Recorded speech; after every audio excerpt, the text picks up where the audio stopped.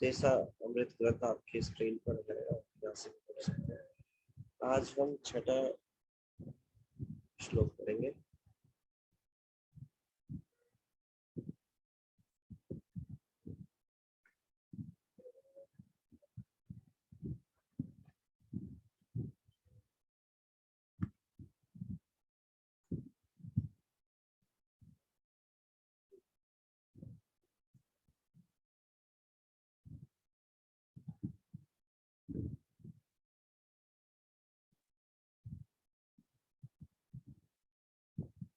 ये श्लोक इस प्रकार है।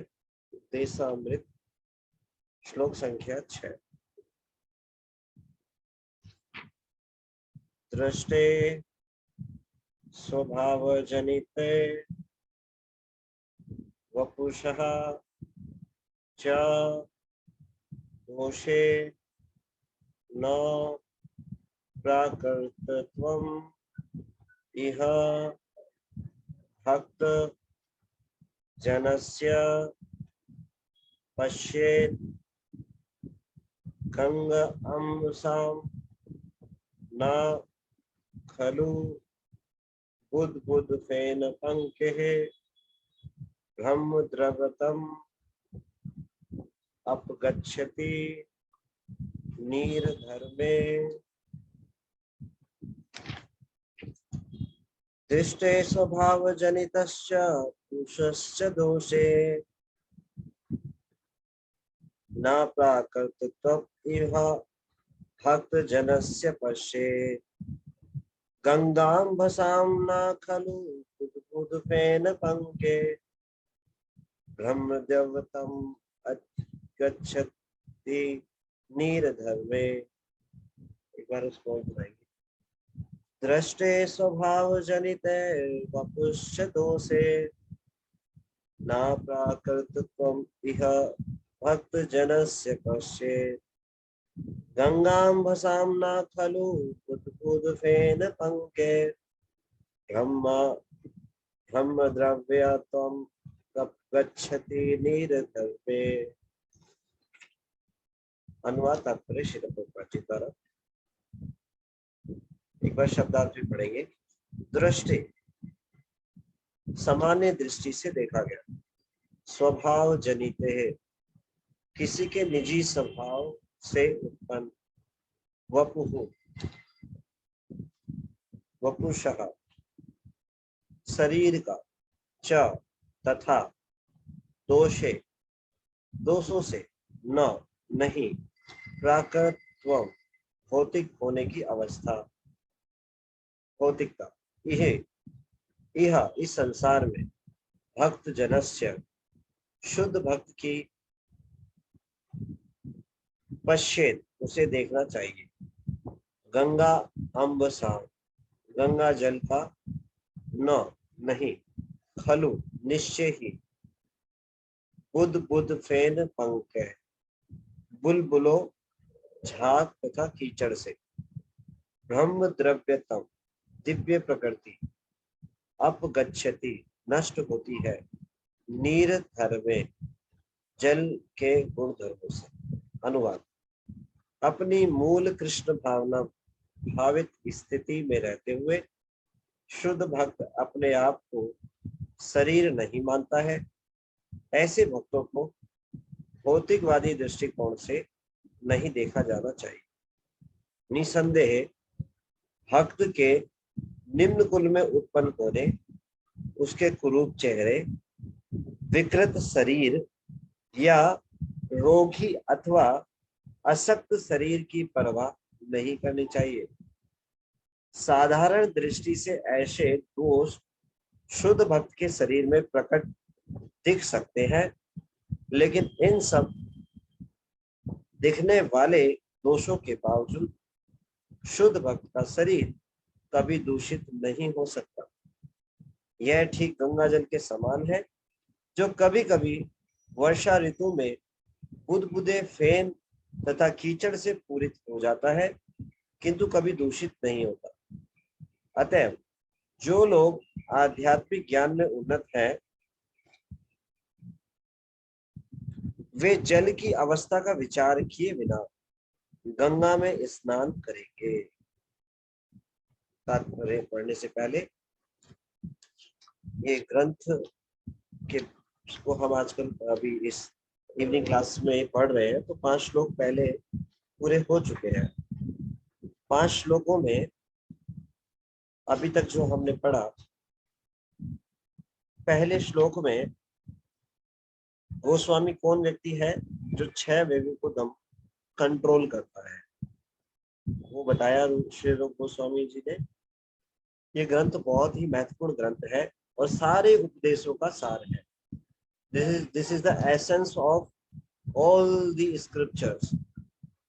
जैसे सतयुग में भगवान को तपस्या द्वारा प्राप्त किया जाता था, त्रेता युग में भगवान को यज्ञ के द्वारा प्राप्त किया जाता था, द्वापर युग में भगवान की अर्चा विग्रह की सेवा द्वारा प्राप्त किया जाता था, और कलयुग में सबसे निकृष्ट मनुष्य देह की जो योग्यता है या शरीर जो है, बहुत ही अक्षमताएं हैं, बहुत ज्यादा, बुद्धि के समान में भी, शरीर की शक्ति के रूप में, हर प्रकार से इस प्रकार से बहुत क्षणिक है, बहुत कम है।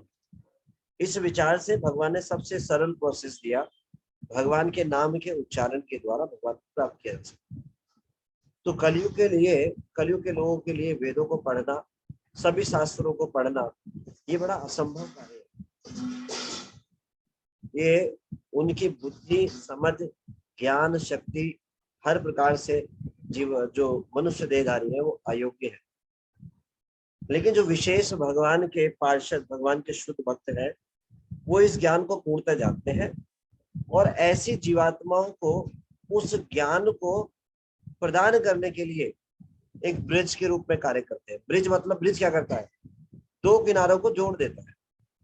तो ऐसे ही भगवान के जो शुद्ध भक्त है, जीवात्मा की स्थिति को देखते हुए ये ब्रिज का कार्य करते हैं, जो ऐसे ज्ञान को उनकी फ्रीक्वेंसी में लाकर देते हैं, समझाते हैं प्रेम से, उसमें उनका प्रेम मिला होता है, तो जीवात्मा का बुद्धि में और समझ में आती है और उनका जीवन सफल हो जाता है। तो जो उपदेशामृत ग्रंथ है, ये सारे उपदेशों का सार है। कौन से उपदेश? आप वेदों को ले लीजिए, पुराणों को लीजिए, उपनिषदों को ले लीजिए, सारे जितने भी उपदेश हैं, जितने भी आचार्यों ने दिए हैं, भगवान ने बोला है, व्यास देव जी ने बोला है, उन सभी ज्ञान का एसेंस सार रूप में श्री रूप गोस्वामी जी ने बड़ी कृपा से ये प्रदान कर दिया। किनको? ऐसे लोगों को जो बुद्धिमान जन है। बुद्धिमान व्यक्ति इस सार को पकड़ेगा और अपने जीवन को सफल बनाएगा। तो ये बहुत ही महत्वपूर्ण इंस्ट्रक्शन है उपदेशामृत ग्रंथ में, जो हमें भक्ति में बहुत तीव्रता से आगे बढ़ाती है। तो क्या है ये? सभी उपदेशों का सार है। तो ये ज्ञान सभी के लिए है, लेकिन इसका लाभ कौन उठा पाएंगे? बुद्धिमान जन। तो पहले श्लोक में रूप गोस्वामी जी बता रहे हैं कि 6 इंद्रियों का जो वेग, जो 6 जो वेग है, उनको जो दमन कर सकता है वो कौन होगा? गोस्वामी। और बिना गोस्वामी हुए भगवान की भक्ति में आगे नहीं बढ़ा जा सकता।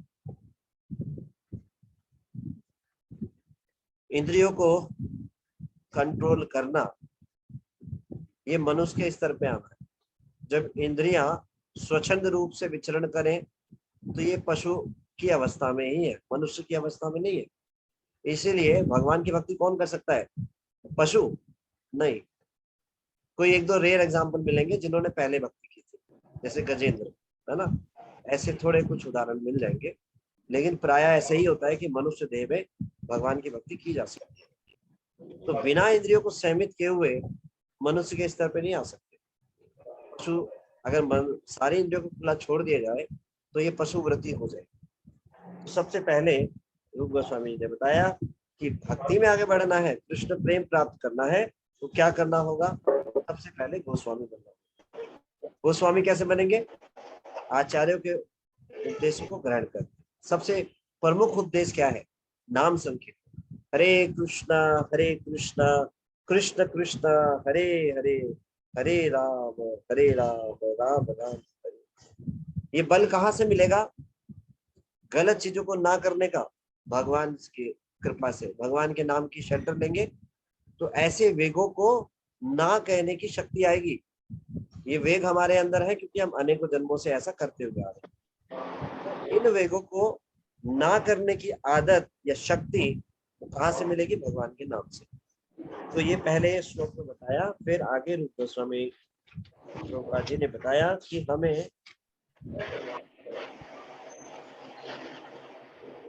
हमें छह चीजों से, छह चीज है इनसे बचना चाहिए जो भक्ति को नष्ट कर देती है।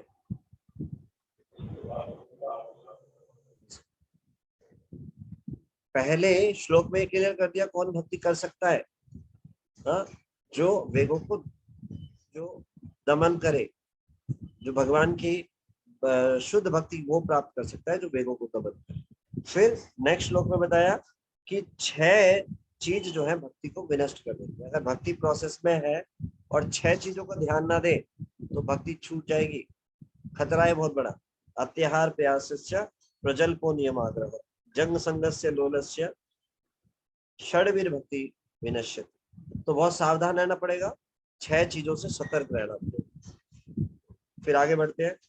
आगे फिर तीसरे श्लोक में श्री रूप गोस्वामी जी बताते हैं कि छह चीज है जो भक्ति को बढ़ाने वाली। क्या? उत्साह, निश्चयात, धैर्यात, तत्त कर्म प्रवर्तनात्, संग त्यागात सतो वृत्ते, षड्वीर भक्ति प्रसिद्ध। तो तीसरे श्लोक में बताया कि छह सिद्धांत है जो भक्ति के अनुकूल है और इनसे भक्ति आगे बढ़ते हैं। फिर चौथे श्लोक में रूप गोस्वामी जी ने बताया छह प्रकार के संग जो भक्तों के बीच में किए जाते हैं कृष्ण को केंद्र रख करके। ददाति कृति प्रणा ददाति प्रतिगृणाति गुह्यमाख्याति पृच्छति भुंजते भोजते चैव षड्विधम प्रीति लक्षण। ऐसा करेंगे चार चीजों को तो प्रीति के लक्षण प्रकट होंगे। जब ऐसा हम भक्तों के साथ आदान प्रदान करेंगे तो कृष्ण प्रेम हृदय में प्रकट होगा। ये प्रीति के लक्षण है। कृष्ण को सेंटर में रखकर इन चीजों का, कृष्ण के बिना नहीं। कृष्ण के बिना तो संसार के लोग भी करते हैं लेकिन वो प्रेम नहीं होता, काम होता है। तो ये चौथे श्लोक में बताया। और फिर पांचवें श्लोक में बताया कि ये सब करने के बाद ये अगर हम कर रहे हैं तो साथ साथ में कैसा होगा, वैष्णवों के साथ किस प्रकार से व्यवहार होना चाहिए ये बताया पांचवें श्लोक। कि जो भगवान का नाम जप करता है उसका मन से आदर करे, सबका आदर करे। जो भी भगवान का नाम लेता है उसका आदर करे। हो सकता है भक्ति में बहुत बड़े चढ़े ना हो लेकिन जो भी भगवान का नाम लेता है उसके प्रति आदर भाव होना चाहिए। और बताया कि जो जिन्होंने आध्यात्मिक दीक्षा ग्रहण कर ली है, अर्चा विग्रह की सेवा में लगे हुए हैं, क्या करें?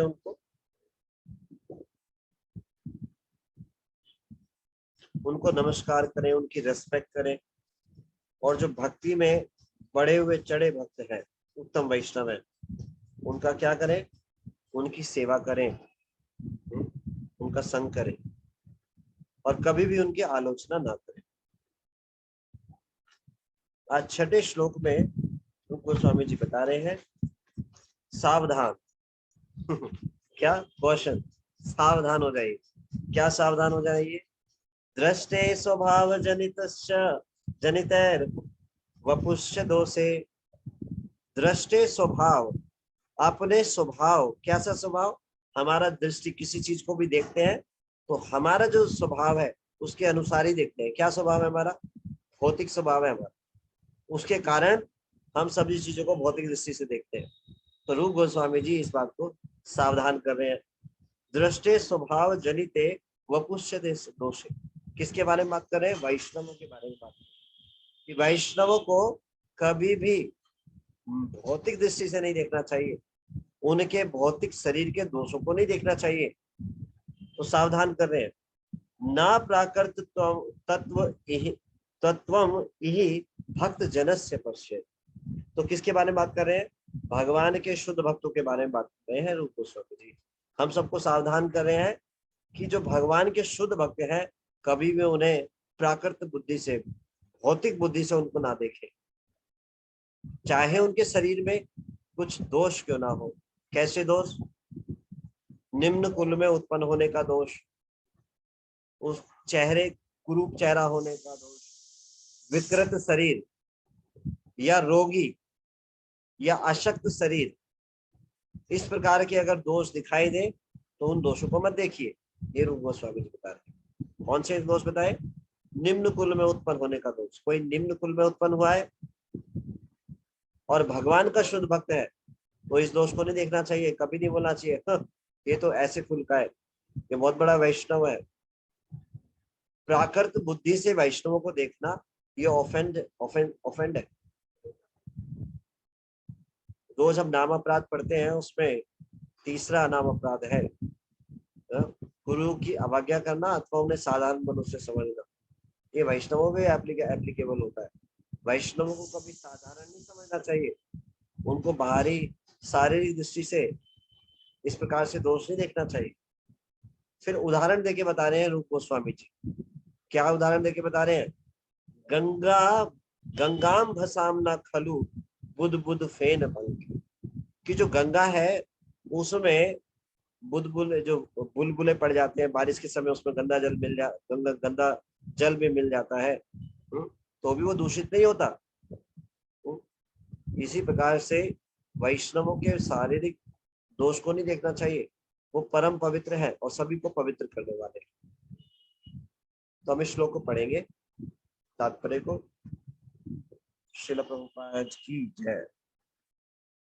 शुद्ध भक्ति जो कि आत्मा की क्रिया है, दूसरे शब्दों में भगवान की दिव्य प्रेममयी सेवा मुक्त अवस्था में संपन्न की जाती है। तो जो भगवान की प्रेममयी सेवा है वो मुक्त अवस्था में संपन्न होती है। कौन कर सकता है प्रेममयी सेवा? भगवान की शुद्ध भक्ति। श्री रूप गोस्वामी जी ने भक्ति रसामृत सिंधु ग्रंथ में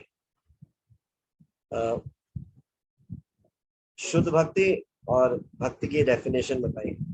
शुद्ध भक्ति है अन्य अभिलाषिता शून्य, किसी प्रकार की कोई इच्छा नहीं। अन्य अभिलाषिता शून्यम ज्ञान कर्म अनादि अनुकूलेन कृष्णानुशीलनम भक्ति। ऐसे कार्य जो कृष्ण के अनुकूल भक्ति, भगवान की प्रसन्नता के लिए जो कार्य किए जाते हैं, अपनी कोई इच्छा ना हो, ऐसी शुद्ध भक्ति कहलाती है।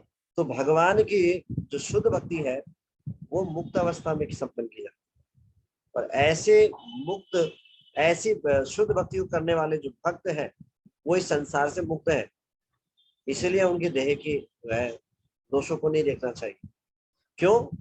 क्योंकि जो शुद्ध भक्ति है वो आत्मा के स्तर पे कार्य है, शरीर के स्तर पे कार्य नहीं हो रहा, वो आत्मा के स्तर पे कार्य है। उनको देह का बोध नहीं है। भगवत गीता में 4वें अध्याय के 26वें श्लोक में कहा गया है, माम चायो अव्यभिचारेण भक्ति योगेन सेवते सगुणान् समतीतेतान् ब्रह्म भूयाय कल्पते।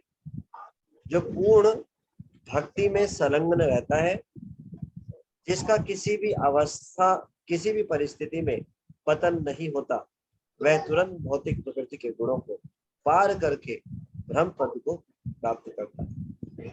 तो शुद्ध भक्तों की क्या पहचान है? शुद्ध भक्तों की ये पहचान है, वो भगवान की भक्ति में सदैव संलग्न रहते हैं। उनके जीवन में कैसी भी परिस्थिति आ जाए वो उन भक्ति के कार्यों को नहीं काटते। They are fully surrendered. भगवान के प्रति, भगवान की भक्ति के लिए वो कंप्लीटली सरेंडर्ड। शरणागति का अर्थ क्या है? आप इसको बता सकते हैं? Can you please tell? Hand raise कर सकते हैं। What is the symptoms of शरणागति? शरणागति है क्या? निशा माता जी, यस माता जी। हरे कृष्ण प्रभु जी, दंडवत प्रणाम। प्रभु जी, प्रभु जी वो श्लोक बताया था प्रभु जी, आपने, मैं रेफरेंस भूल गई प्रभु जी। अनुकूलस्य संकल्पः प्रतिकूलस्य वर्जनम रक्षिष्यति इति विश्वासो गोप्तृत्वे वर्णम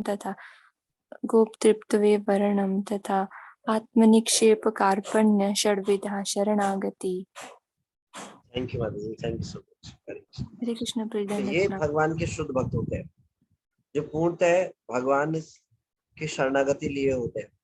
कैसी भी अवस्था में वो भगवान की भक्ति को नहीं जानते। तो शुद्ध भक्त जो है आत्मा के स्तर पे कार्य करते हैं, न कि शरीर के स्तर पे। तो अव्यभिचारेण भक्ति का क्या अर्थ है, श्रील प्रभुपाद जी आगे बता रहे हैं। अव्यभिचारेण भक्ति का अर्थ है अनन्य भक्ति। अनन्य भक्ति का मतलब है न अन्य, केवल एकमात्र कृष्ण की शरण ग्रहण करना। शरणागति के 6 लक्षण में माता जी ने बताए। अनुकूल से संकल्प, भक्ति के अनुकूल कार्य को स्वीकार करना। प्रतिकूल से वर्जन, ऐसे कार्य जो भक्ति के प्रतिकूल हो, जिनको करने से भक्ति खतरे में पड़ जाए, भक्ति छूट जाए, ऐसे कार्यों से दूर रहना, वर्जित करना। अनुकूल से संकल्प प्रतिकूल से वर्जनम रक्षसि इति विश्वास, हमेशा इस बात का विश्वास होना कृष्ण मेरी सदैव रक्षा करें। रक्षा करने का मतलब नहीं है कि भगवान जो है भगवान को सेवा में लगाने का भाव नहीं, इस बात का विश्वास होना जैसी भी अवस्था में हो भगवान से मैं सुरक्षित हूँ, पोषित हूँ, इस बात का विश्वास होना। गोप्तृत्व वर्णम तथा, एकमात्र पालनहार भगवान को समझना। हमारे जीवन में कोई सहायता भी करे तो संसार में लोग उसको ही सब कुछ मान लेते हैं।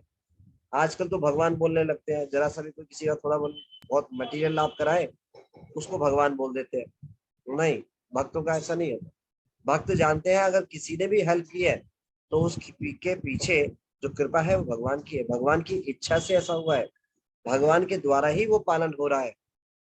तो वो उस व्यक्ति के प्रति कृतज्ञ रहते हैं, लेकिन इस बात को जानते हैं कि ये कृष्ण की कृपा है, कृष्ण के द्वारा ही मुझे पोषित किया जा रहा है, पालन किया जा रहा है। तो एकमात्र पालनहार के रूप में भगवान को जानना, स्वामी के रूप में।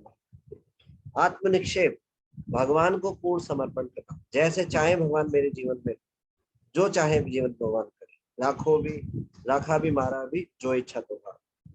आत्मसमर्पण, पूरा समर्पण। कार्पण्य, कार्पण्य का अर्थ है दीनहीन भाव को ग्रहण करना, सदैव इस भाव में रहना, कभी भी अपने आप को किसी प्रकार का योग्यता ना मानना, हमेशा ही समझना कृपा पे आश्रित रहना। दीनहीन का भाव का मतलब एक तो विनम्रता भाव, ऐसा आचरण, और साथ ही साथ ये भाव को ग्रहण करना कि मैं बहुत ही दयनीय स्थिति है, मैं भगवान को त्याग करके, भगवान से विद्रोह करके इस संसार में पड़ा हूँ, बद्ध हूँ, बार बार जन्म मृत्यु चक्र में घूम रहा हूँ। इस भाव से अपनी इस निकृष्ट अवस्था को स्मरण करना, श्रेष्ठता कभी नहीं प्रदर्शित करना कि मैं श्रेष्ठ, दीनहीन भाव में रखना कि मैंने तो भगवान से विद्रोह किया है, मेरी ऐसी स्थिति है, मैं इस संसार में बद्ध जीवा, और हमेशा भगवान की कृपा को देखना। तो ये दीनहीन भाव है। तो ऐसी अनन्य भक्ति में सेवा में रत मनुष्य को भौतिक इच्छाओं से मुक्त होना चाहिए।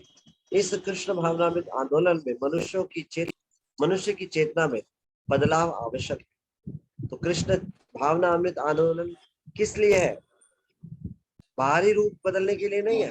कृष्ण भावनामृत आंदोलन है चेतना को बदलना। International society for Krishna consciousness, Krishna Bhavana Amrit Sangh, किस लिए? भावनाओं को चेंज करना। क्या भावना है? अभी संसार को भोगने की भावना है, तो ये जीवात्मा को शुद्ध करने की प्रक्रिया है। कृष्ण भावना अमृत आंदोलन, श्रील प्रभुपाद जी बोलते थे हमारा जो आंदोलन है ये व्यक्ति को, मनुष्य को परफेक्ट जेंटलमैन बनाता है। आप किसी भी एक डिवोटी को खड़ा कर दीजिए, devotee is a perfect gentleman. Society में one of the purest personality is a devotee. A Vaishnava is the one of the purest personality. भक्त लोग अपने व्यवहार में, अपने आचरण में, और अपने रहन सहन में, खान पीन में, सब जगह परफेक्ट होते हैं। इसीलिए वो perfect personality, a perfect gentleman. तो ये जो है कृष्ण भावना आंदोलन जो है चेतना को बदलता है। चेतना को बदलने से उसकी सारी एग्जिस्टेंस जो है शुद्ध हो जाती है।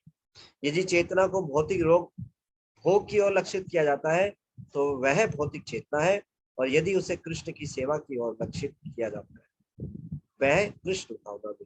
क्या अंतर है? अगर भौतिक चेतना, चेतना क्या है?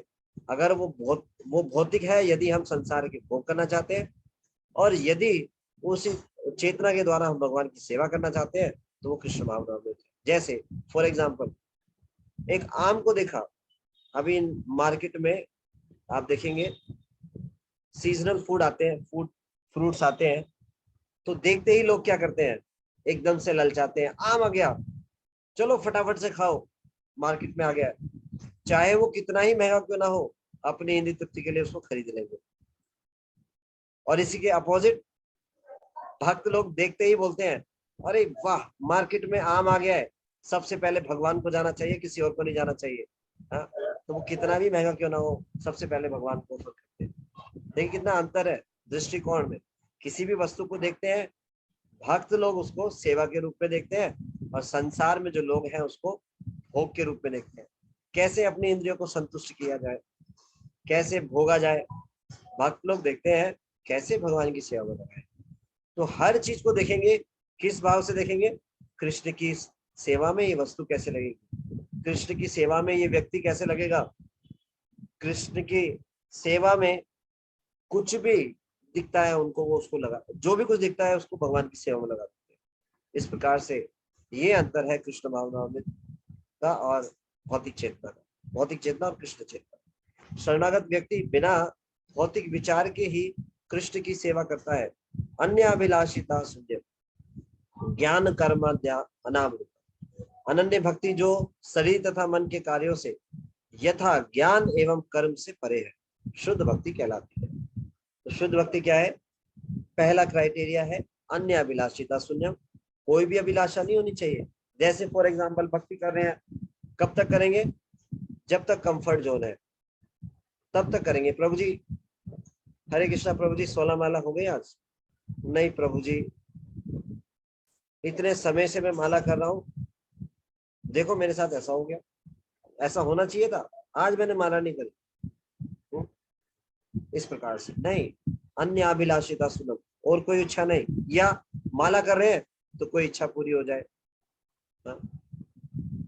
इस प्रकार से अच्छा पास हो जाओ, थोड़ा सा माला कर लेता हूँ, हरे कृष्ण कृष्ण कृष्ण हरे हरे, हरे राम राम राम हरे। शास्त्रों में सुना है भगवान का नाम लेने से सारे कार्य पूरे हो जाते हैं। हरे कृष्ण कृष्ण कृष्ण हरे हरे, हरे राम राम राम हरे।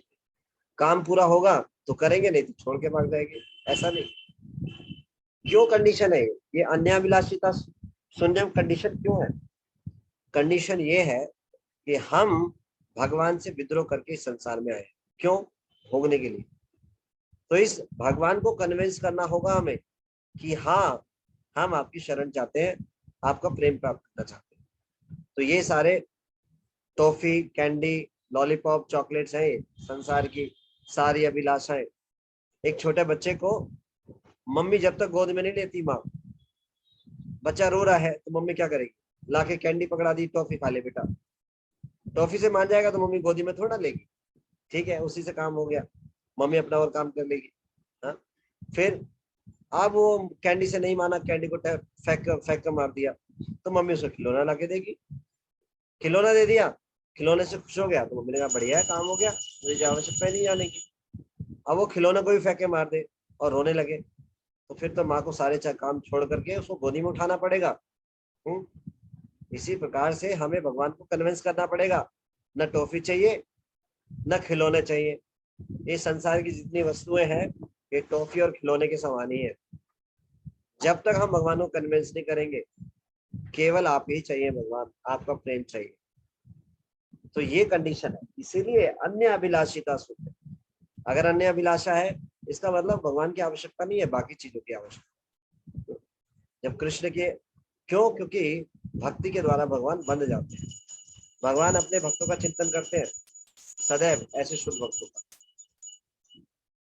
भक्ति योग आत्मा की सही सक्रियता, और जब मनुष्य वास्तव में अनन्य शुद्ध भक्ति सेवा में संलग्न हो जाता है तो वह पहले से ही मुक्त रहता है। तो भक्ति योग कोई निष्क्रियता नहीं है। कभी कभी ऐसा बोला जाता है, सुना जाता है, ये तो हम लोग तो इतने बिजी है, समय कहाँ है, ये तो धोती कुर्ता वाले लोग कर सकते हैं, कंठी माला पहनते हैं, धोती कुर्ता पहनते हैं, और कोई काम नहीं है, केवल यही काम है।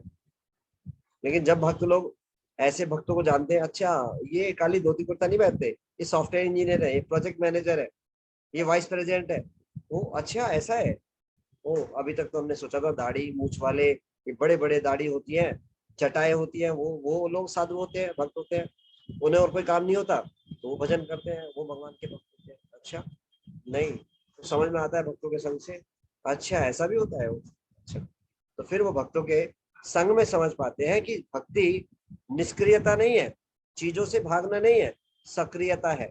सक्रियता कैसी है? सही डायरेक्शन में, भोगने के लिए नहीं, कृष्ण की सेवा करने के लिए। तो जब मनुष्य वास्तव में अनन्य शुद्ध भक्ति सेवा में संलग्न हो जाता है तो ऐसा भक्त जो है वो मुक्त है इस संसार में रहते हुए। सा गुणान समतेता, कृष्ण का भक्त कभी भौतिक दशा से बनता नहीं, भले ही शरीर से वह भौतिक रूप से बद लगे। अतएव मनुष्य को चाहिए कि वह शुद्ध भक्त को भौतिकवादी दृष्टिकोण से ना देखे। जब तक कोई वास्तव में भक्त नहीं होता तब तक वह दूसरे भक्त को ठीक से पहचान नहीं पाता। भक्त की पहचान तो होनी चाहिए। तो आप जानना चाहते हैं शुद्ध भक्त की पहचान क्या है? शुद्ध भक्त की पहचान है, श्रील रूप गोस्वामी जी ने भक्ति रसामृत सिंधु में बताई है, 9 लक्षण बताए हैं। जब भक्त शुद्ध भक्त के बारे में, तो हमारा एक बार लक्ष्य क्या है? शुद्ध भक्त बनना। तो शुद्ध भक्त के 9 लक्षण बताए हैं जो श्री रूप गोस्वामी ने 1.3.25 और 26 और 26वें श्लोक में श्री रूप गोस्वामी जी ने 9 लक्षण बताए हैं।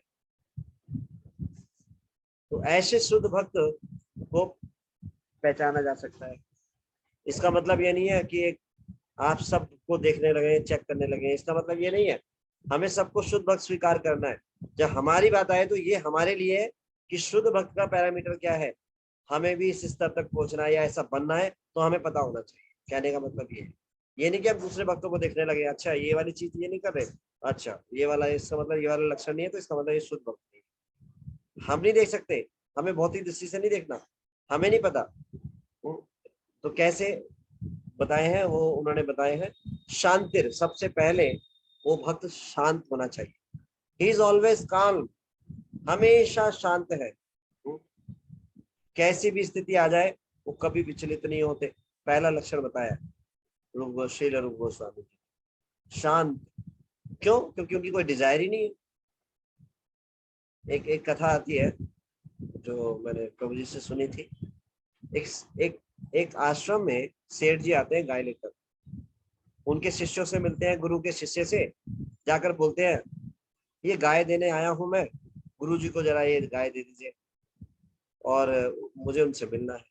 तो शिष्य गुरु जी के पास गए और कहा गुरु जी गांव, ये जो शहर है उनकी सेठ जी आए हैं बहुत बड़े, गाय लेकर आए हैं, बोल रहे हैं गाय दान देंगे। तो गुरु जी ने बोला ये तो बड़ी अच्छी बात है, गाय देने आए हैं, ठीक है, उसका दूध निकालेंगे, भगवान को भोग लगाएंगे और शायद पाएंगे, तो बड़ी अच्छी बात है, ठीक है।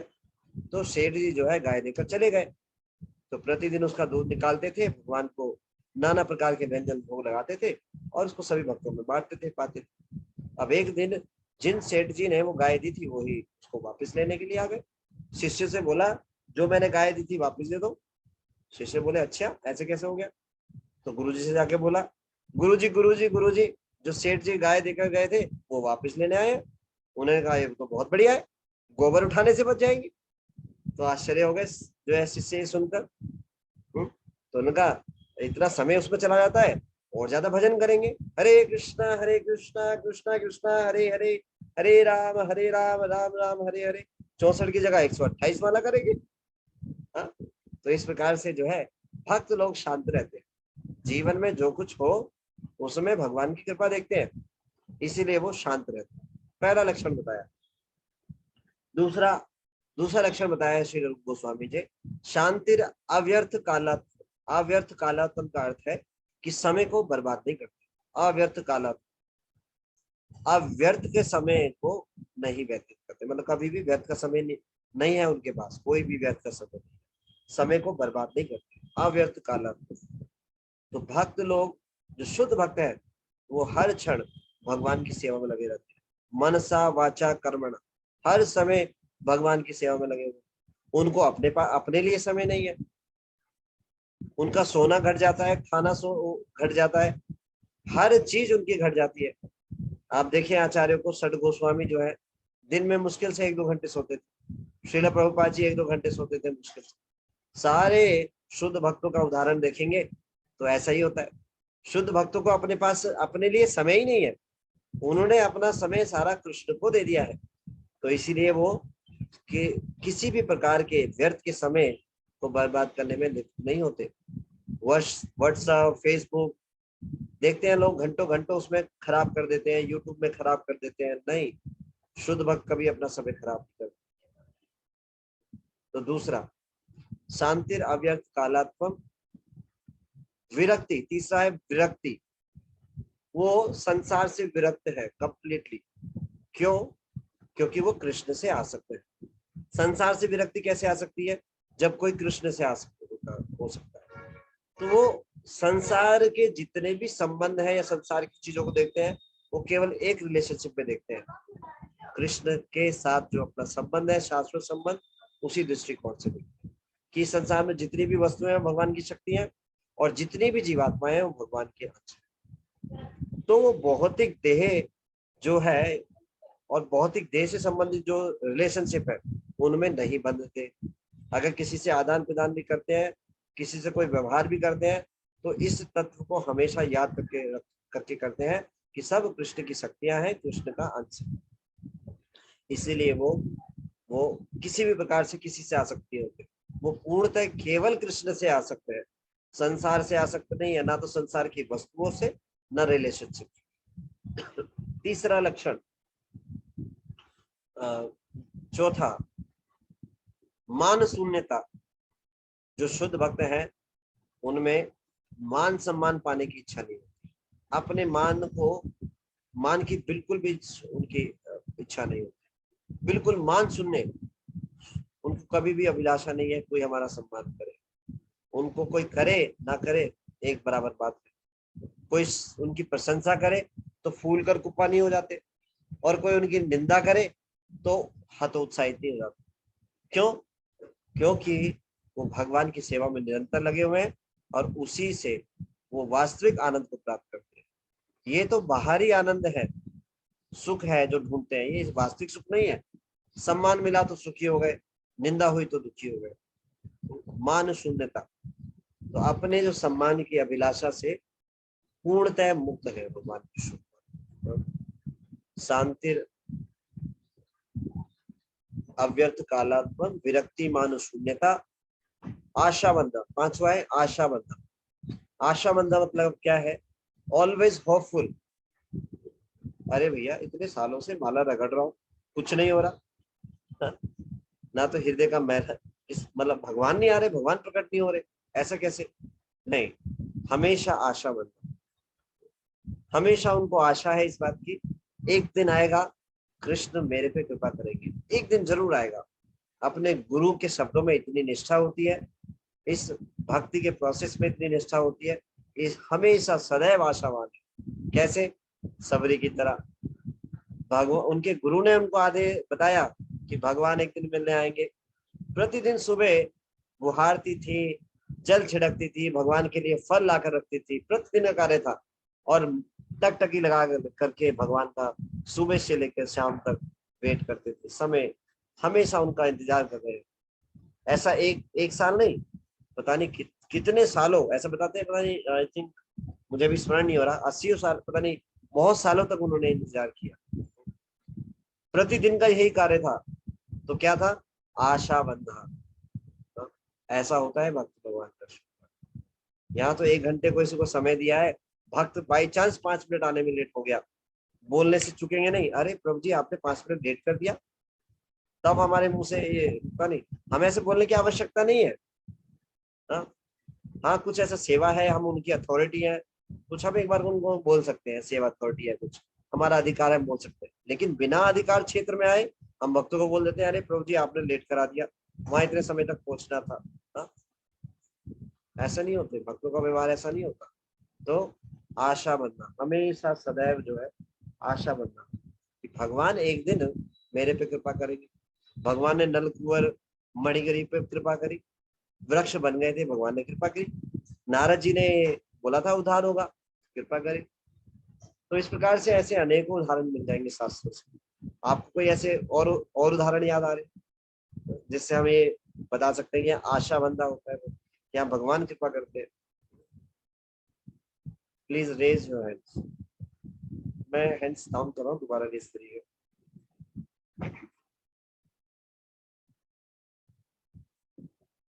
कोई उदाहरण याद आ रहे हैं वैसे जो सदैव आशा बंदा है कि भगवान कृपा करेंगे?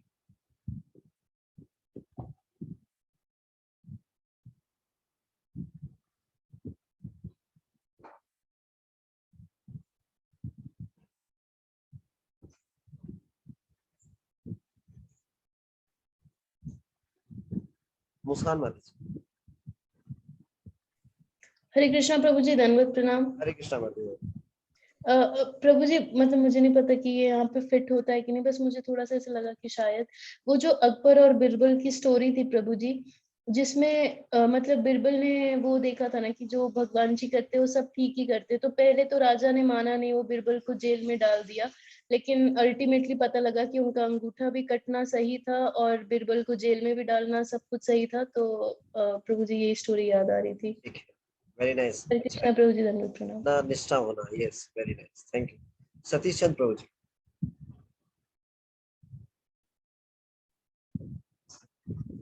सतीश चंद्र प्रभु। हरे कृष्णा प्रभु, यस प्रभु जी।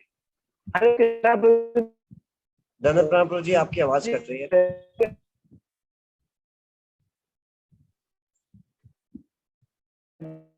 नहीं, आवाज नहीं आ रही, बिल्कुल भी आवाज नहीं आ रही। हरे कृष्णा प्रभु जी। हरे कृष्णा प्रभु जी।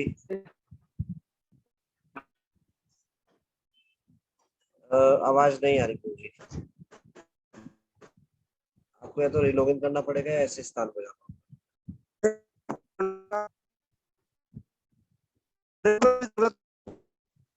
नहीं, मुझे ही नहीं आ रही और भी भक्तों को नहीं आ रही है आवाज। क्या बाकी भक्तों को आवाज आ रही है? हरे कृष्णा प्रभु जी, नहीं आ रही प्रभु जी आवाज। ठीक है, ऐसे बहुत सारे उदाहरण है कि डिवोटीज आर ऑलवेज होपफुल कि कृष्ण उन पे कृपा करेंगे, 100% करेंगे। जैसे देवी देवताओं की प्रार्थनाओं में देखा हरे जाता है। कृष्णा प्रभु जी, दंडवत प्रणाम। हरे कृष्णा प्रभु, यस प्रभु जी। प्रभु जी आवाज आ रही है? यस प्रभु जी। जी प्रभु जी, नरसिंह मेहता को विश्वास था कि हमारा बात जरूर सामने भरेंगे। ठीक, वेरी नाइस, थैंक यू। तो भगवान के जो शुद्ध भक्त हैं वो हमेशा आशा करते हैं। ठीक है, हरे कृष्णा प्रभु जी, दंडवत प्रणाम। Thank you so much. Okay, Asha बंधा। फिर नेक्स्ट है समुत्कंठा, हमेशा ईगरनेस, भगवान से संबंधित चर्चा करने के लिए, भगवान की सेवा करने के लिए हमेशा उत्कंठ रहते हैं, हमेशा उत्कंठा उनके अंदर होती है। नेक्स्ट है सदा नाम गाने रुचि, भगवान के नाम का निरंतर जप उनके मुंह पे रहता है। हरे कृष्ण कृष्ण कृष्ण हरे हरे, हरे राम राम राम हरे हरे। कुछ कार्य कर रहे होंगे, जीवा चलती रहेगी, हरे कृष्ण कृष्ण कृष्ण हरे हरे, राम राम राम। तो शुद्ध भक्त जो है हमेशा निरंतर जो है उनका स्मरण चिंतन चलता रहता है। जीवा भी नहीं चल रही है तो निरंतर स्मरण चल रहा है, तो उनके नाम का गान करने में सदैव रुचि होती है। तद गुण आख्यान है, भगवान के गुणों का वर्णन करने में उन्हें बड़ा आनंद आता है।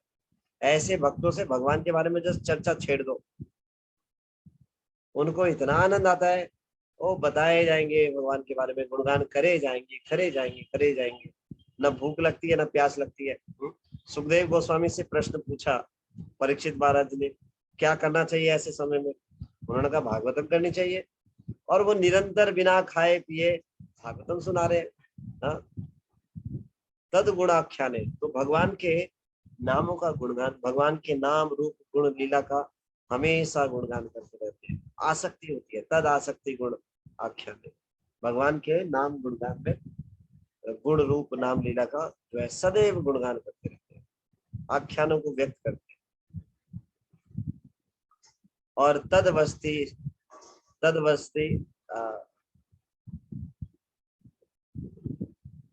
आसक्ति तदवस्ती स्थल, भगवान के स्थान जो है उनसे आसक्ति, वृंदावन से आसक्ति।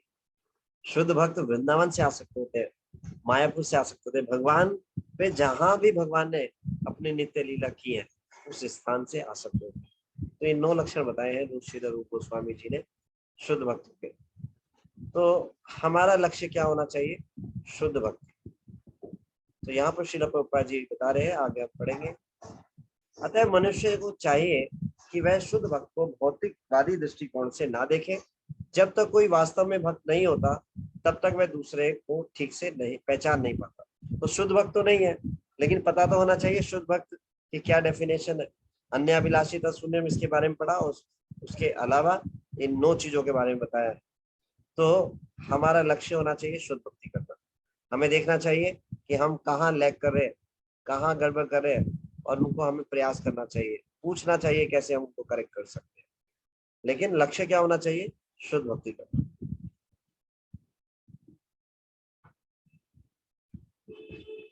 जैसा कि पिछले श्लोक में बताया गया है, भक्त 3 प्रकार के होते हैं, कनिष्ठ अधिकारी, मध्यम अधिकारी तथा उत्तम अधिकारी।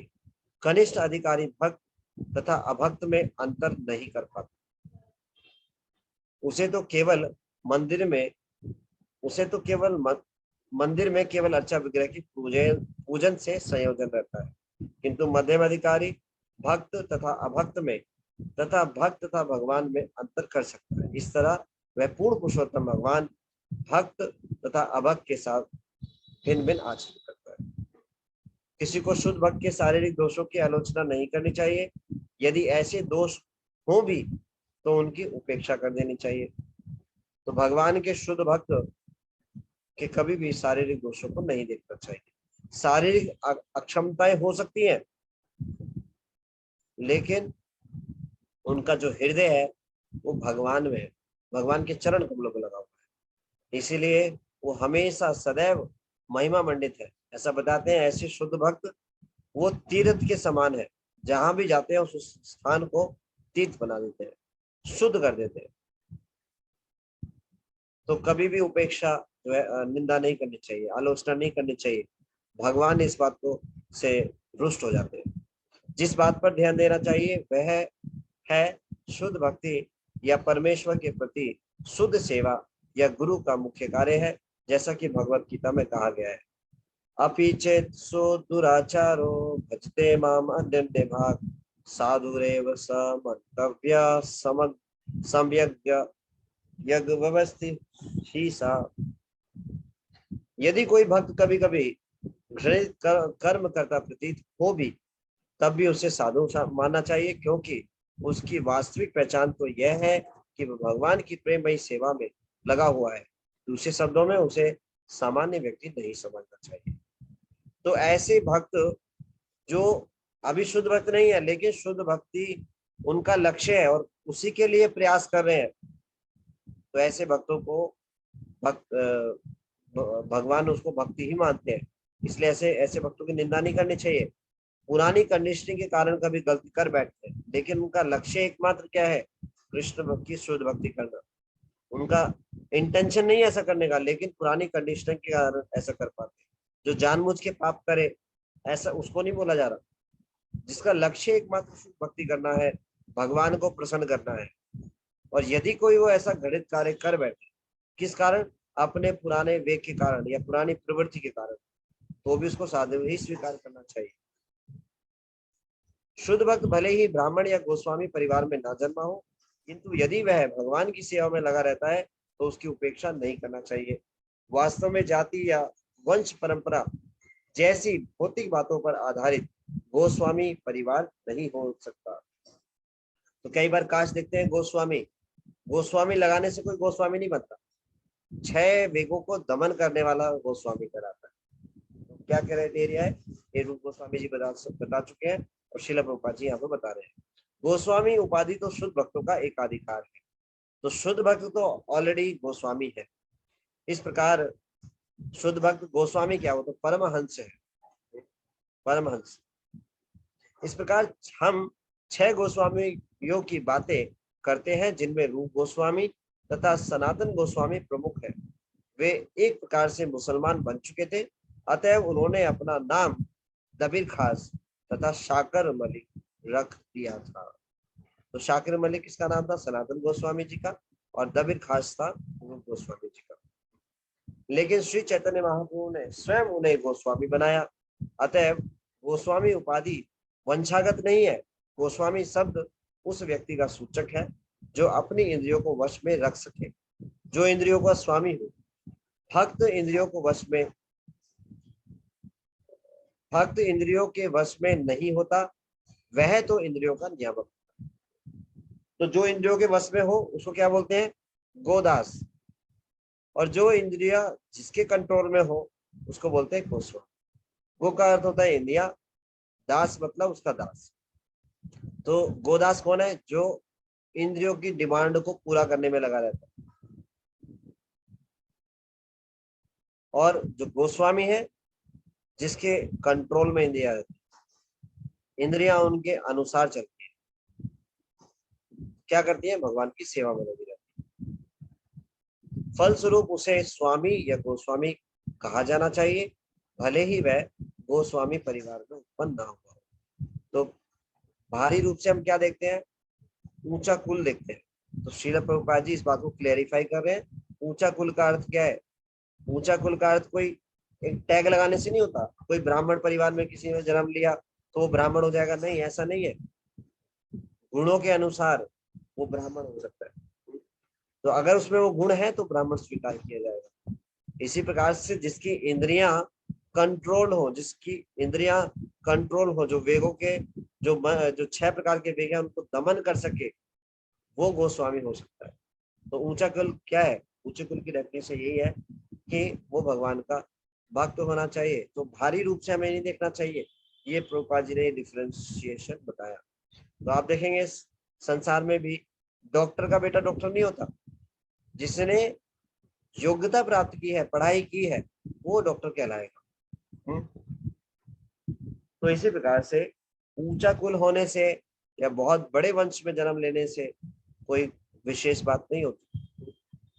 तो भक्तों को इस दृष्टिकोण से नहीं देखना चाहिए।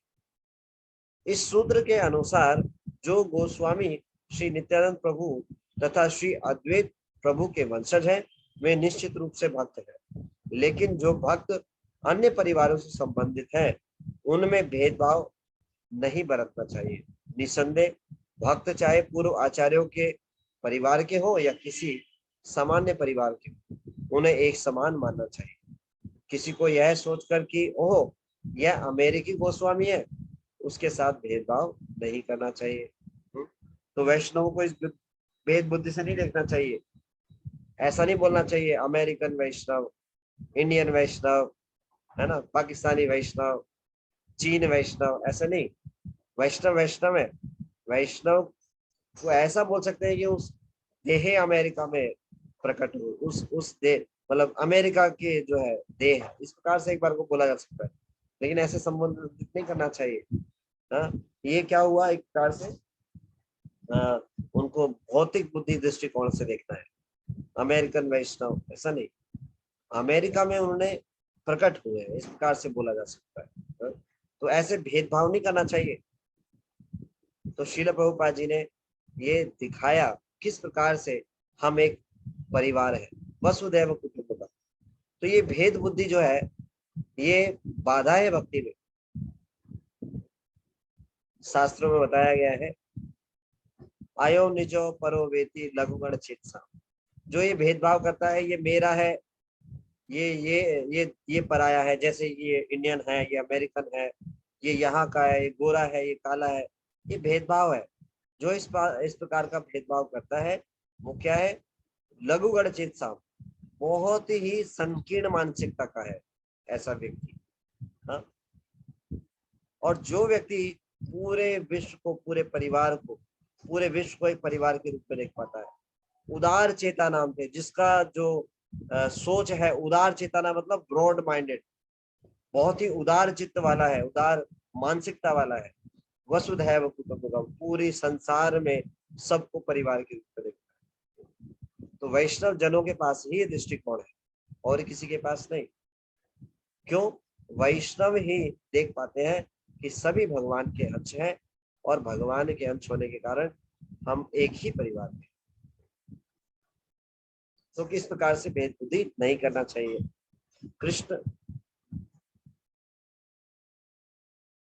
कृष्ण भावनामृत आंदोलन के अमेरिकी वैष्णवों को गोस्वामी उपाधि दिए जाने पर भीतर ही भीतर विरोध की धारा चल रही है। कभी कभी लोग अमेरिकी भक्तों से सीधा कह बैठते हैं कि उनका संन्यास या उनकी गोस्वामी उपाधि प्रमाणित नहीं है, किंतु श्रील रूप गोस्वामी के श्लोक के अनुसार अमेरिकी गोस्वामी तथा आचार्य कुल के गोस्वामी अभिन्न है। देखिए, श्रील प्रभुपाद जी इस बात को बिल्कुल खंडित कर रहे हैं, काट रहे हैं। रूप गोस्वामी जी इस बात को बता रहे हैं। एक बार इस्कॉन के डिवोटी एक वृंदावन के एक मंदिर में गए, किसी एक मंदिर में गए, वहां दर्शन किया तो बड़े भक्ति भाव से प्रार्थना करते हुए ठाकुर जी का दर्शन कर रहे थे। तो वहां के जो पुजारी थे उन्होंने उनके सिर पर आकर आशीर्वाद दिया और कहा, आप किस, पहले पूछा उनसे कि आप किन के शिष्य हैं। तो उन्होंने बोला, मैं स्वामी श्रील प्रभुपाद जी का शिष्य हूँ। तो बड़े प्रसन्न हुए। उन्होंने कहा, बहुत बढ़िया, तुम्हारी भक्ति सफल हो और तुम अगले जन्म में हमारे कुल में इस गोस्वामी परिवार में जन्म लो और तुम्हारा जीवन सफल हो जाए। तो बड़ा आश्चर्य हुआ। वो भक्त सुनने लगे, सुन करके उनको लगा ये क्या आशीर्वाद दिया है, समझ नहीं आया। हाँ, ये क्या बोला है ऐसा। तो श्रील प्रभुपाद जी को आकर बताया, श्रील प्रभुपाद जी मैं ऐसे दर्शन करने के लिए। प्रभुपाद जी ने बोला, तो क्या हुआ? तो उन्होंने बताया कि ऐसे ऐसे हुआ, उन्होंने मुझे आशीर्वाद दिया। क्या आशीर्वाद दिया? आशीर्वाद ये दिया, जाओ मैं तुम्हें आशीर्वाद देता हूँ, अगले जन्म में तुम मेरे इस कुल में जन्म लो और अपने जीवन को सफल बनाओ। तो श्रील प्रभुपाद जी बोलते हैं, जाओ उससे जाकर ये बोलो कि मेरे जो गुरुदेव हैं उनकी मेरे ऊपर असीम कृपा है, मैं तुमको आशीर्वाद देता हूँ कि अगले जन्म में तुम न्यूयॉर्क में जाकर पैदा हो और श्रील प्रभुपाद जी की इस मिशन में सेवा करो और जीवन को सफल बनाओ।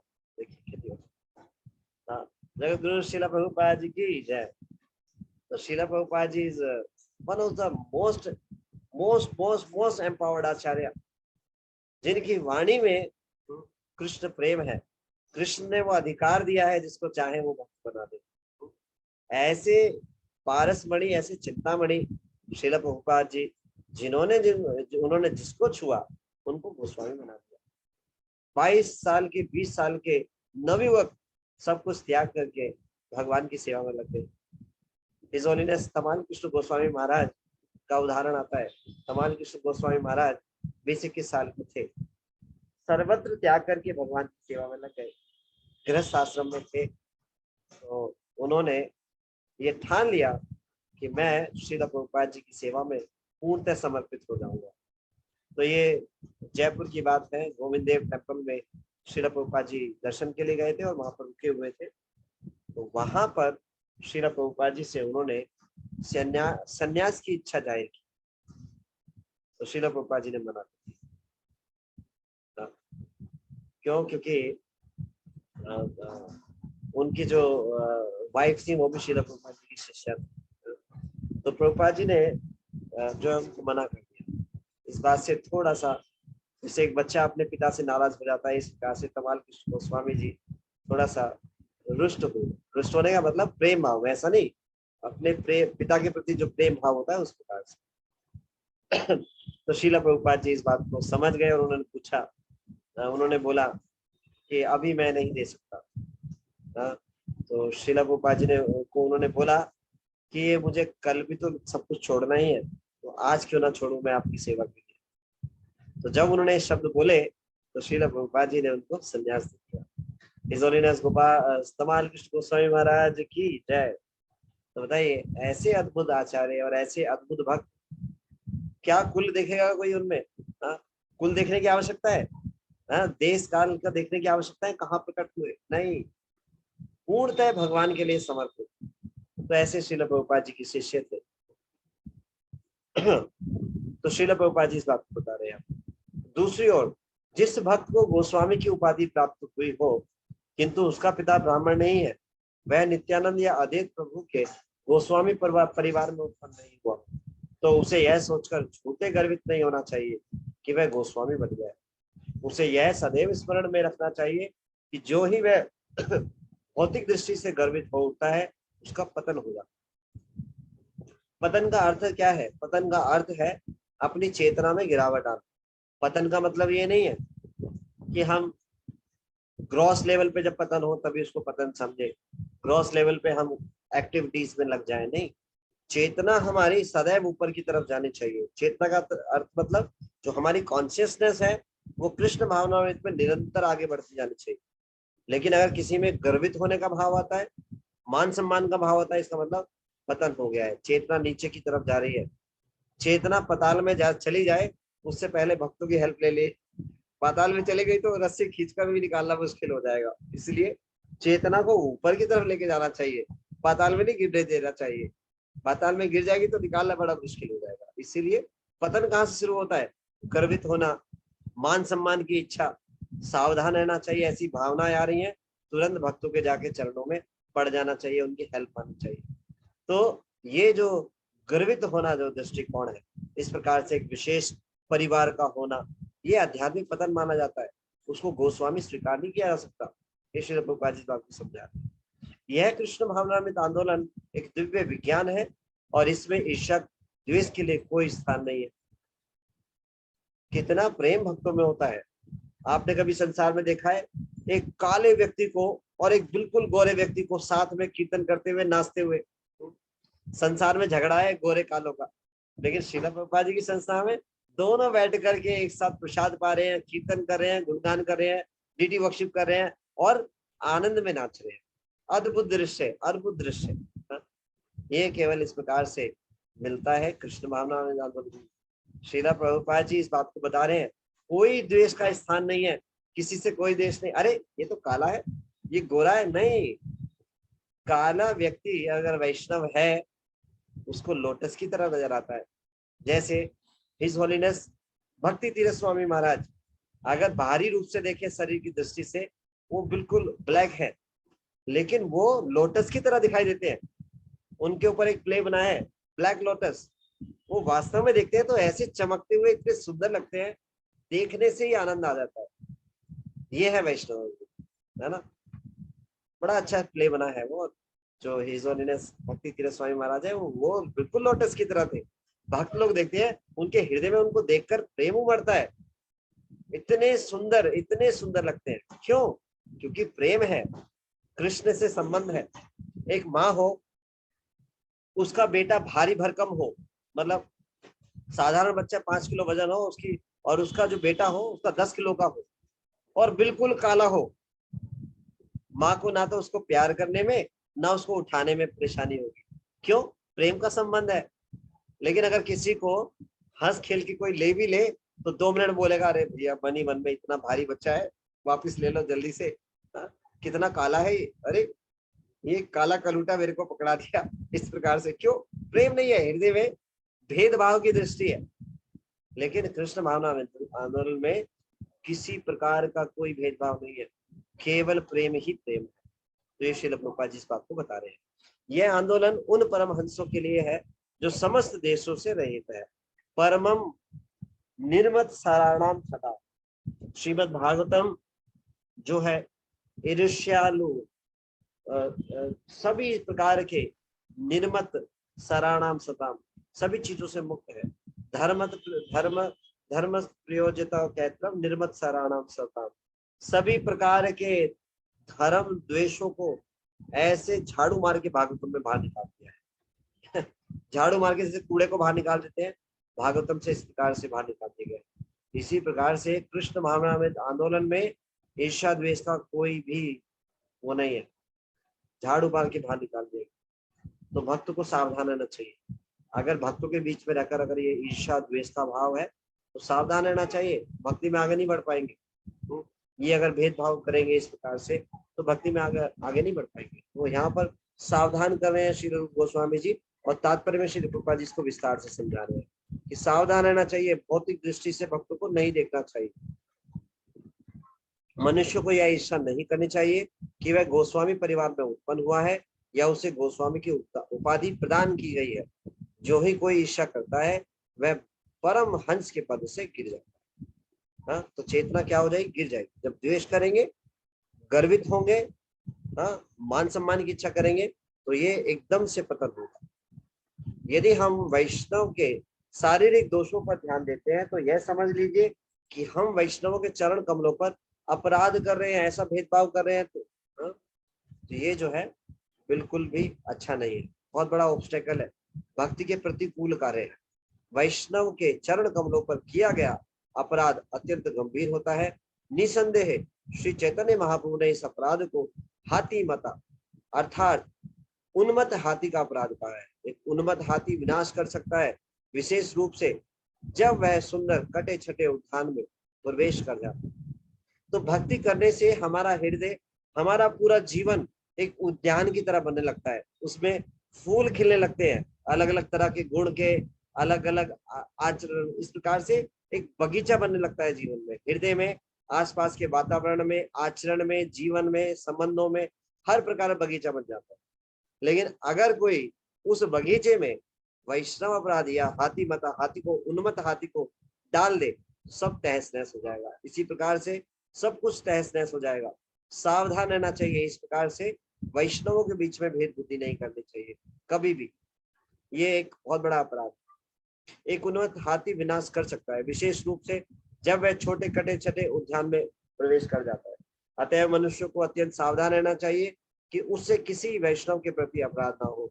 प्रत्येक भक्त को श्रेष्ठ वैष्णव से उपदेश ग्रहण करने के लिए तैयार रहना चाहिए और श्रेष्ठ वैष्णवों को कनिष्ठ वैष्णव की सभी तरह से सहायता करने के लिए तैयार रहना चाहिए। तो हर एक वैष्णव का कर्तव्य है कि अपने से श्रेष्ठ वैष्णवों की सेवा के लिए हमेशा तैयार रहे, उपदेश ग्रहण करने के लिए सदैव तैयार रहे।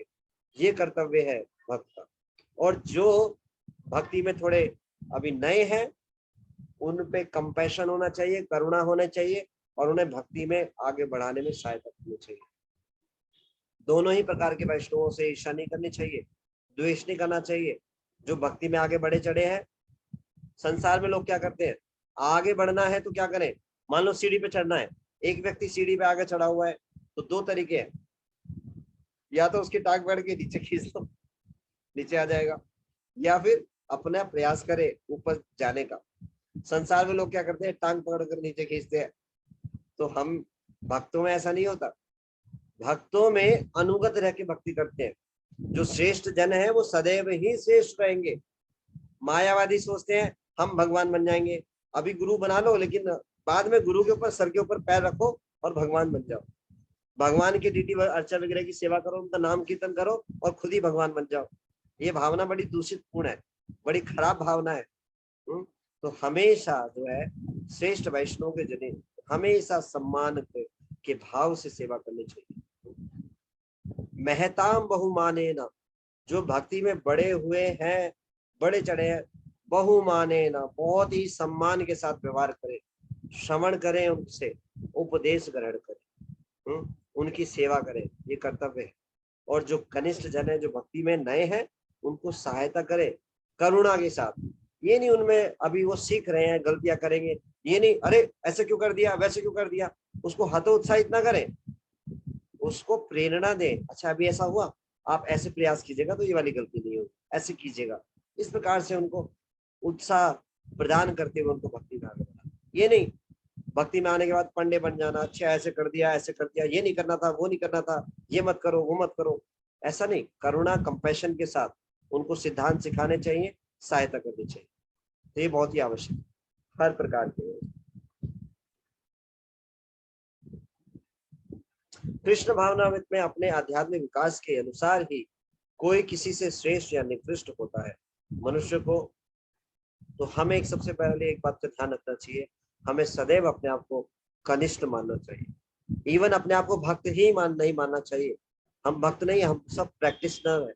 बाकी की बात आए, हमें सबको भक्त मानना चाहिए, शुद्ध भक्त मानना चाहिए सबको।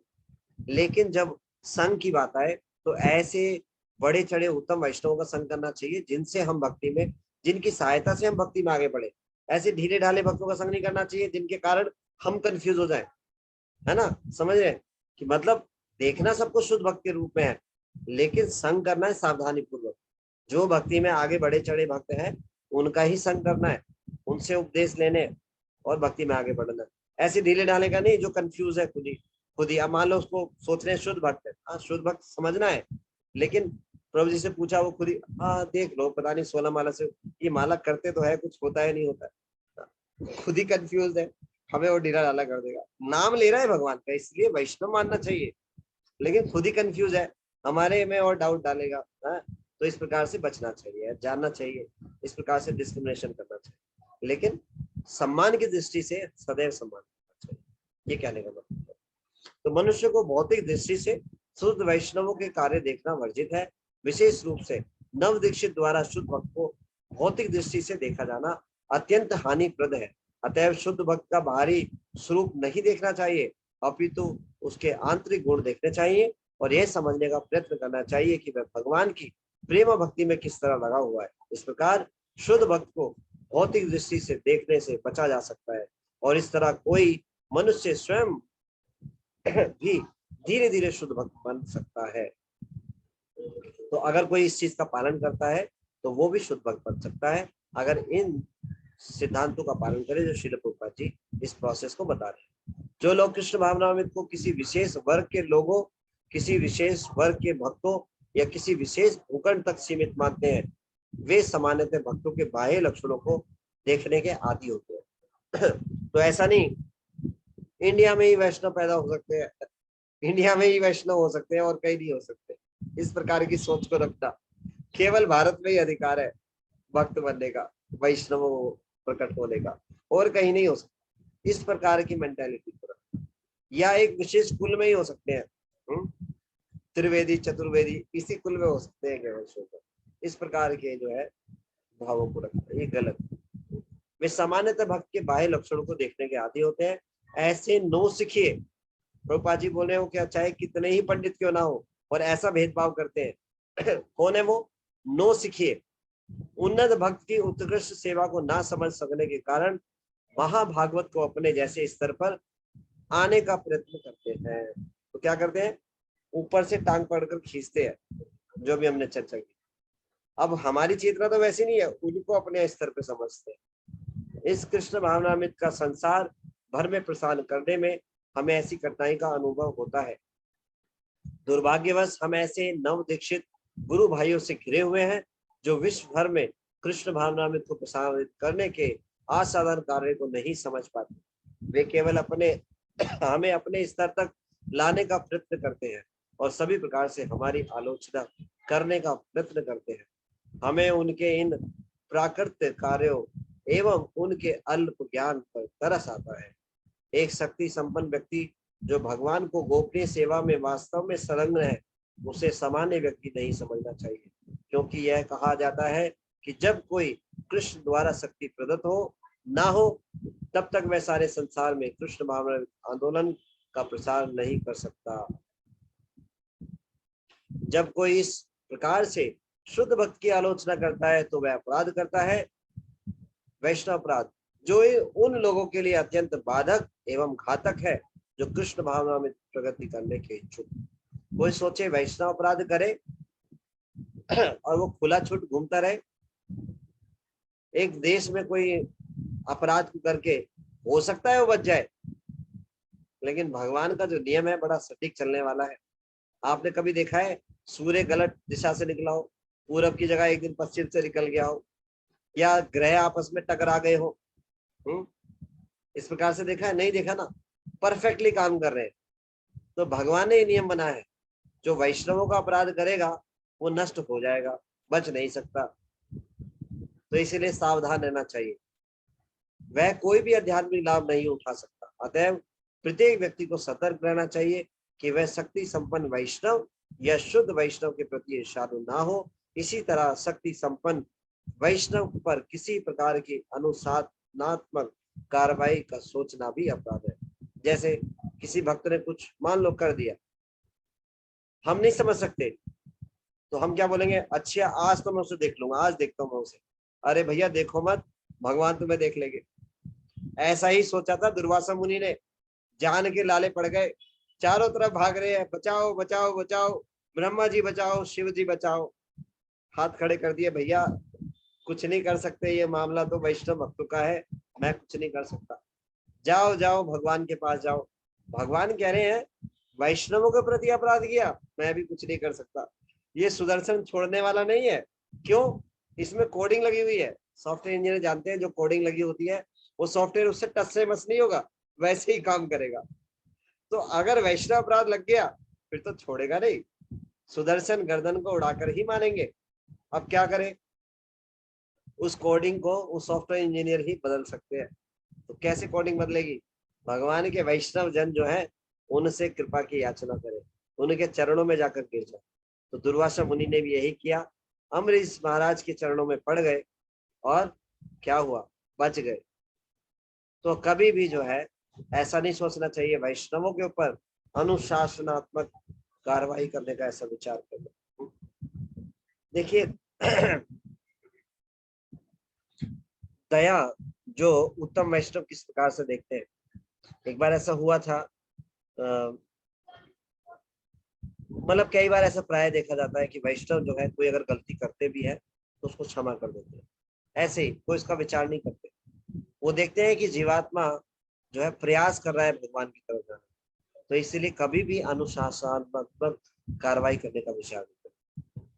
लेकिन एक विशेष परिस्थिति में अगर वो मिशन के लिए, परंपरा के लिए कुछ ऐसे कार्य कर रहे हैं जो उसके लिए घातक है, तो ऐसी दृष्टि से अनुशासनात्मक कार्रवाई की जा सकती है, क्योंकि वो वैष्णव पद से पहले ही गिर चुका है। वो वैष्णव पद पे नहीं है जो आचार्यों के विरुद्ध कार्य करे, परंपरा के विरुद्ध कार्य करे। हाँ, तो अगर वो कंठी माला भी अगर धारण किया है तो उसका मतलब अपने पद से गिर गया है। तो उसमें विशेष परिस्थिति में हमें बाहर नहीं लेना चाहिए, हमें सीनियर वैष्णव से डिस्कस कर ही विशेष परिस्थितियों में या किसी एक विशेष स्थिति में वो एक्शन लिया जा सकता है, अलग बात। उसे उपदेश देना या उसकी त्रुटियों में सुधार करने का प्रयास करना अपराधपूर्ण है। अपराधपूर्ण होगा अगर हम बिना किसी की इच्छा के उसको करेक्ट करें।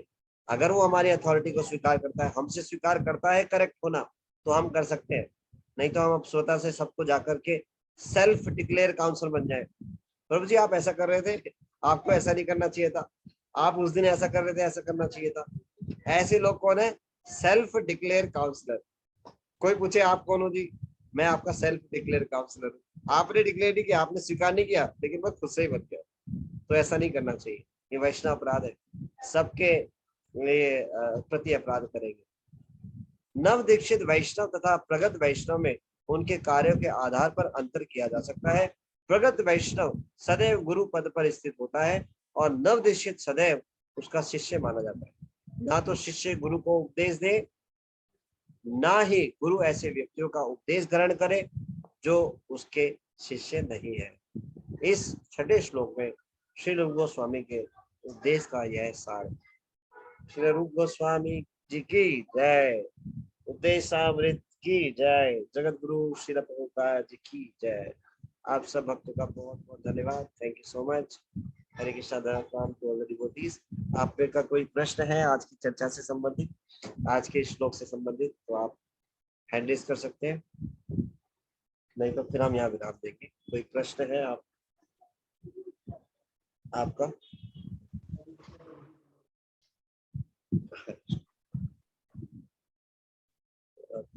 प्रभु जी आवाज नहीं आ रही है।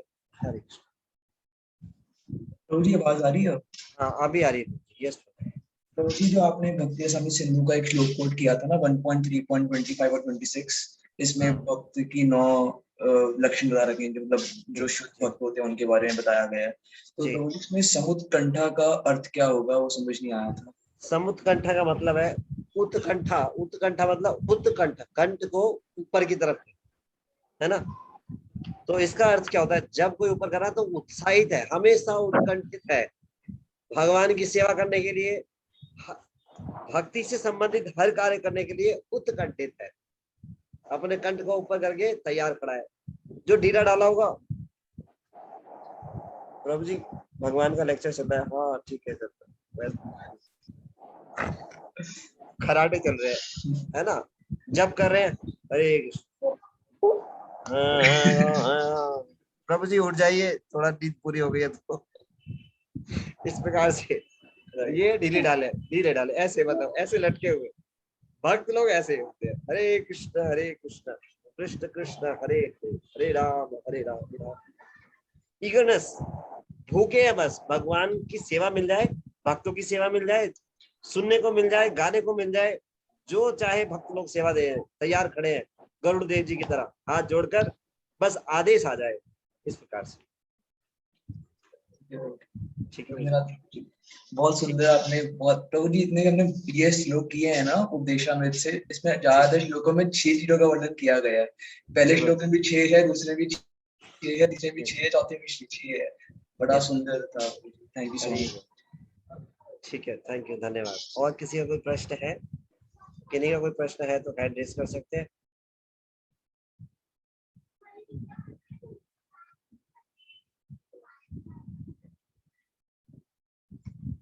ठीक है, आप सब भक्तों का बहुत बहुत धन्यवाद। तो हम यही विराम देते हैं।